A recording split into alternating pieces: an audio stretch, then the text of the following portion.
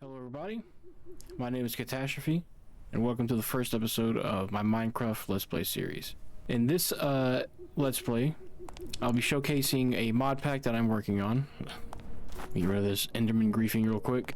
It's the mod pack that I'm working on. I'll probably try to release it publicly at some point, but it's still got a lot of things got to work on. The focus is immersion and vanilla enhancement, but not necessarily vanilla plus. That's not what I'm going for. A lot of vanilla plus packs will add things to the game, make drastic changes. That's not what I'm trying to do here. This mod pack is designed such that your world should be compatible with every future version of Minecraft, no matter what. None of the mods in this pack make any changes to any of your items, NPCs, villagers, anything like that. Nothing permanent, at least. It won't be adding any blocks, won't be adding any items, nothing like that.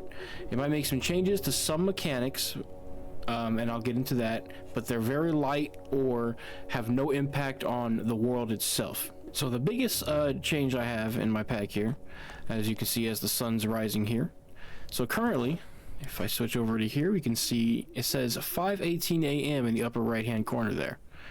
And also you'll notice that those things didn't even appear until I pulled out my sack here, which I call my adventure sack, with my my bundle that has items in it such as my compass, it has my clock, it has maps, things like that. Useful items that you need, but I keep in a bundle just to keep my inventory a little bit cleaner. And as you can see here, I've already got some things here. I can just clean that up real quick by bam, just like that. Cleaner inventory. So I like bundles, but that's besides the point. The biggest thing I have here with my mods is we're playing in real time here. It's 5:19 a.m., which means it is 5:19 a.m. in the game and in real life. Those GUI icons up there in the upper right, those will only appear when I have a compass, a clock, and or a map in my hand. As soon as I turn off that slot, you no longer see those items, and that's for two reasons. I feel like it's a little bit of a cheat to just have a mini map, to have a clock on the screen, all those kind of things. I like to tie it into the game. You actually have to have the items, and you have to actually have the items on you and in your slot to actually use them. And because of the way that bundles work in Minecraft, just so happens that you can have all those items in one slot, and then just have one slot where you can just pull up your your information there. And also, as you can tell, you might be able to tell, I got a little bit of a different movement situation here. We've got a few animation mods, a few animation resource packs, things like that. My armor might look a bit different, and you can also see my gear on me. All little things that I'm sure a lot of people have seen in some mod packs, but the biggest thing is the real-time mod. This world, this mod pack, it sort of has an Animal Crossing feel to it at times. Time passes in real time, so I have to be on my server, at the right times in order to make trades with my villagers. If I'm playing at night, I have to deal with monsters, which means I've been spending a lot of time underground, and you'll see what I've been getting up to underground. I have one other person on the server so far. He's a recently new father, so he doesn't have a whole lot of time to play, but you know, he makes the time, and when he gets on, we do some awesome shit. And we've been making a little dwarven mining colony underground, essentially. Another one of the mods I have here, as you can see, is this far render distance mod called Voxy. Basically, it turns faraway chunks into low LOD models to where your game can actually render it far away, and it's not perfect. I have some shaders that make the water and the line between the water and where Voxy starts very clear and things like that. But I mean, hey, it's pretty cool nonetheless. You can see mountains from way further away, and as you can see, I've chosen this spot here in particular to build for a lot of different reasons. About 6 a.m. our villagers will wake up, and we can get to trading with them. But in the meantime, I guess I should show off a little bit more about the world. So we're up here in the top of my pagoda. It's not exactly finished yet, but I've got all my pets here, as you can see. Let me turn off the cam so you guys can get a better look at everything. So I've got my pets up here. Got a little bit of a bedroom situation here. It's not a whole lot, but you know, I guess I'll give you a peek in my ender chest before we go any further. This is a little bit of a, hey, what's in your ender chest? Yeah, we're in the mid game right now. I haven't actually bought the ender dragon just yet, so we don't have shulker boxes yet. We don't have elytra. We're just kind of we're getting there. That's probably going to be happening pretty soon, though. I'm really just waiting on E-Man to get back on before we can go challenge Ender Dragon. I do already have everything set up for that. Now, as we look down here, you can see I have a little water elevator heading down into the rest of the base. I'll show off the first floor of the pagoda here. As we come down here, I know this doesn't look well lit, but that's okay because this is 1/2 block down, which means mobs cannot spawn over here. I believe they can spawn on this though, so let me actually light this up a little bit. Even though there's glowstone berries, that's a little bit of Enderman griefing. Oh, it's another thing you can tell. Whenever I stop moving for a while and stop doing things, my HUD just kind of goes away. It's kind of like F1, but without having to press F1 all the time. And as soon as I need to scroll, or if I take damage, or if my character's hungry, all those bars will show up as needed. So as long as I empty my hand here, you just get a pretty clean view. Another little feature of my mod pack that I'm trying to go for. And yeah, so this is my base here. This is what I'm doing. No, I'm just kidding. That is not my it's not my entire base. That was a temporary setup when I was getting things going here. My main base is going to be down here. And we descend into Underhaven, as I like to call it, I think. So, this is a cave, a natural dripstone cave that I found. I just happened to, I mined down this way. I can't remember why I mined exactly down here, but I mined down this way, and I kind of fell into this cave here, and I was like, hey, this is pretty cool, you know. I think I could make something with this, make my own little bat cave, so I started working on it. Before I show you the really cool stuff, let me show you the kind of cool stuff. So this is my my nether hub area, I guess you could call it. It's not exactly finished yet, and here is going to be my potion shop, I believe. We just have one of these right now. I can get more, but I haven't really been blaze hunting just yet. I've got a few, but not that much blaze powder. We got a bunch of nether wart in here from our nether wart farm that I just recently built. Built this last night, I believe. It's not, you know, that fancy, but I'm happy with how it came out with. You know, it's real minimalistic, real basic, but it gets the job done. You know, we got some nether wart here, and looks like I missed a spot in there, but that's okay. I'm being careful not to walk on it because I do have a mod to where you can trample crops if you're not crouching when you're walking on them, so be careful there. Got an ender chest here, just, you know, in case you need one. So inside of here is my nether portal. I have it blocked off just in case mobs try to get in. And all this nether block you're seeing around here, I didn't place any of this. Well, I placed the red nether brick there, but other than that, all this is natural generation from the portal here. I have a mod installed that essentially emulates natural corruption. As soon as you build a portal, it will start corrupting the world from up to 30 blocks away, I believe, unless you place 5 coal blocks somewhere within the range of the portal. Now I like the effect, so I let it go, but I let it go a little bit too long because it did start affecting the top part of the world, not underground, that is. So yeah, I let it go a little bit too long, but I really like the effect anyways. I'll show you the nether at some other point. There's not a whole lot to it right now. Over here we have our lava farm. I mean, not much to say about this. It's a lava farm, but as you can see, we have cauldrons here full of lava flowing down from these dripstone, the dripstone here. There's lava above the magma blocks up there, so it kind of creates this effect like the lava is seeping through the magma blocks, dripping down off the dripstone and falling into the cauldrons. I really like the way this came out. This is one of my favorite rooms in the whole place. And what's this? Yeah, the graphics did actually just get a little bit of a bump. I just remembered that when I'm recording, I like to turn the graphics up a bit where I can. And so yeah, we're gone ahead and done this, and it doesn't really look that much different in here other than, oh, well, yeah, you can actually see. The effect on this is a lot better now, actually. Kind of looks like it's moving back and forth. Yeah, I really like that. The lava, same thing. Yeah. But yeah, this is the another hub here. This is going to be our potion room, I believe. And then in here, we have the main workshop. Just get a little load of this real quick. So we have our allies flying around here. They are all attracted to a note block I have in here, constantly thudding. That's a note block up there that's keeping the allays attracted to this spot here, and they dump all their stuff into these hoppers there. And basically any allay, anytime I give them an item, they will go and pick up any item in the workshop that happens to get dropped on the floor for whatever reason, and they'll drop it into my automatic item sorter here, which, as you can see, has somebody in there doing stuff already. I'll go ahead, I'll put this grass block in here and you can see how it works. So that got sucked down into the hopper pipes back there and got deposited into a copper chest. I have copper golems in the back there who are designed to take the items out of the copper chest and place it into one of these 9 chests here.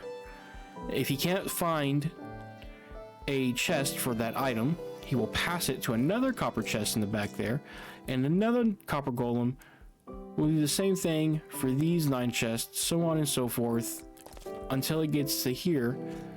And if they still can't find anything for these 9 chests to put these items into, it'll get sent down to the next level where we'll be doing mass storage and further processing. I've already got some copper golems down here right now, but they're not really doing much. They're just kind of hanging out. But here I have a classical redstone sorting machine. It's not entirely built yet, but you know, it's got the starts of it. It does work though. It's sorting gravel and grass blocks, dirt, cobblestone, stone, and andesite currently. And up here is all the overflow. These are all items that either are too fat, too much for the machine, or didn't get categorized up top.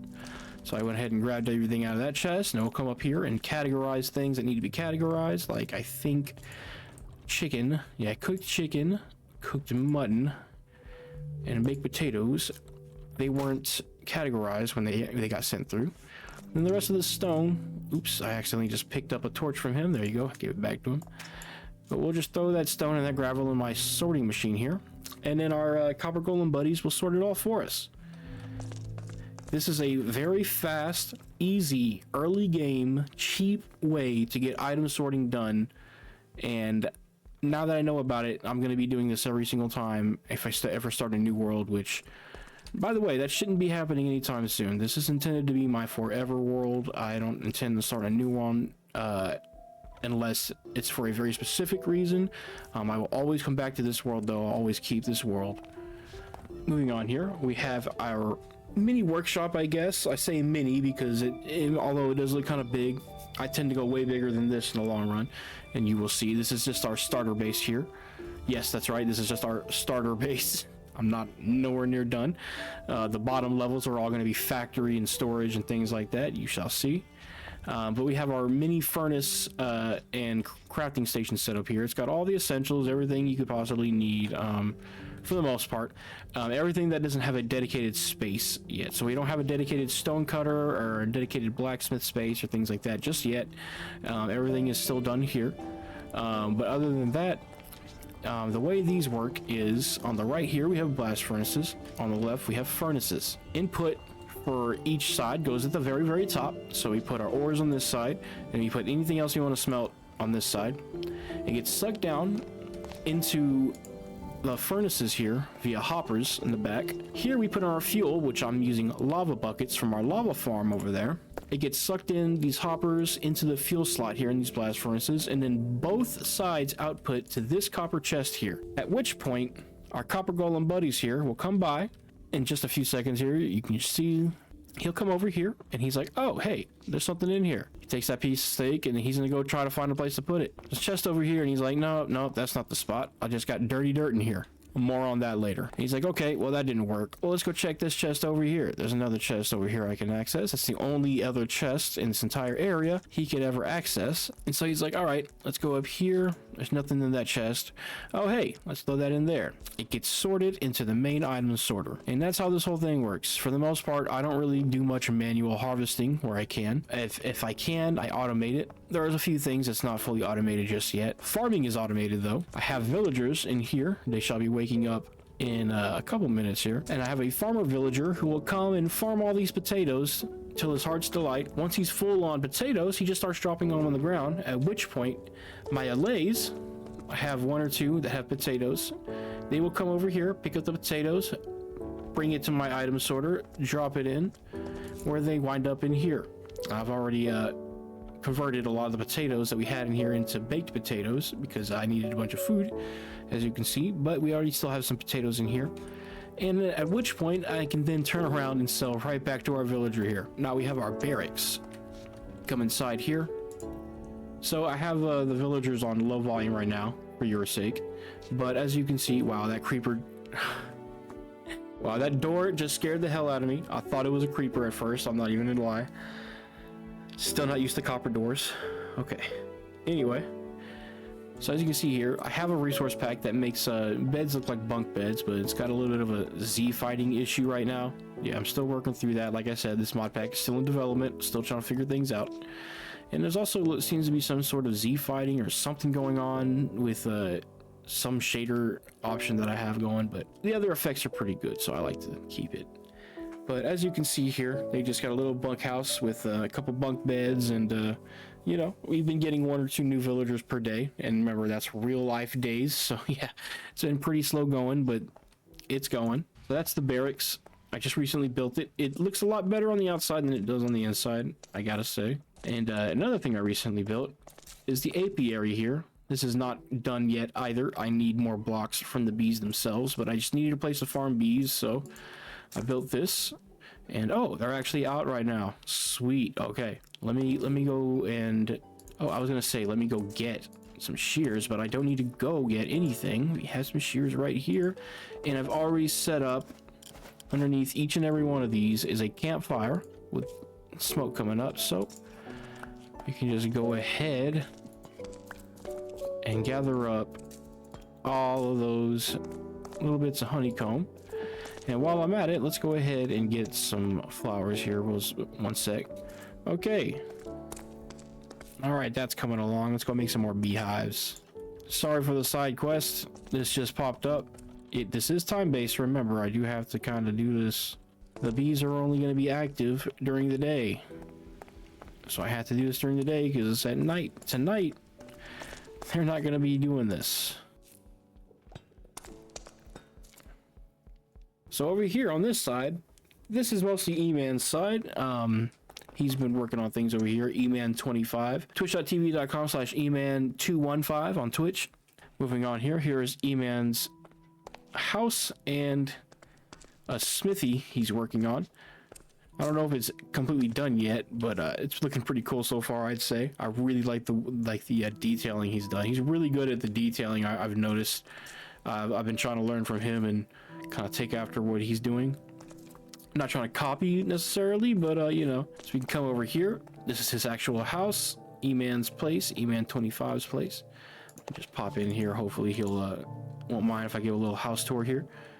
He's got 2 copper golems here to help him sort things out. This is a little sign I left for him when I left him some totems of undying and some spectral arrows, and I think some golden carrots. He, like I said, he doesn't get a whole lot of time to play. He's a new father, so he has other priorities, but you know, when he gets a chance, he does some really cool shit, man. And then right next door, we have our cartographer's hut, or cartographer's office. I'm not sure I'm gonna call it just yet, but yeah, this is where the cartographer hangs out. And a cat, apparently. On the floor here, we have the main map for the main large scale map here. The main region here that we live in is called the Garonat region. These are mostly just random names that either one of us came up with, most likely me, or were generated off of AI or something. But yeah, if you discover a region, you get to name it. That's kind of the rule of the server. So I've just got all these regions here where this was me just going and discovering a woodland mansion over here. I ran out of maps. I couldn't make a map for that region, but yeah, the woodland mansion turned out to be right around here. And I went off that day to discover the woodland mansion to get totems of undying and to get allays. Successful mission that was. I almost died a couple times, but I only have 2 regions here that I've fully discovered. I'm going to get to doing some more, but this was me looking for the stronghold, which ended up being like right around there on the map here. It was actually really, really close. Yeah, the stronghold ended up being right around here on the map. So it really wasn't that far away. And yeah, I went and explored this whole region here looking for the stronghold, and it happened to be right here. Here's me. Here's where the stronghold was. Yeah, I wasn't happy that day. But we have the stronghold discovered, and over here we have the local map of the area. I ran out of maps once again for this area. I have to go buy some more from our cartographer. But yeah, this is the area here that we're in. Right here is actually where we got down. I think this map here is placed. Oh yeah, I think we're actually right around here on the map, if I'm not mistaken. So I need to get that map filled in, and then this will appear. But yeah, this is our local map here, New Haven. And I think that might be it. I don't know if I'm missing anything. Oh, I'm sorry. There is one more thing to show. Here is our library. I just completed this last night too. It's not totally done yet, but I'm really happy with the way the front came out for one thing. It's got a little bit of a dark enchanter vibe to it. Got our enchanting set up here in the middle, of course. And we got on one side here, this is for like enchanting materials, and this side here is going to be like enchanted gear and books and whatnot. Eventually I'm going to replace these bookshelves with chiseled bookshelves, and we're going to put our enchanted books into these walls here. Probably start doing that like up here, that way it's easily accessible from the enchanter. And then also right here we have our lone lectern for our enchanter villager. This is home for now. I'm going to keep going with more Minecraft videos if people like it, so if you like it, go ahead and leave a like and subscribe, hit the bell, all that good stuff, and I'll see you guys in the next one.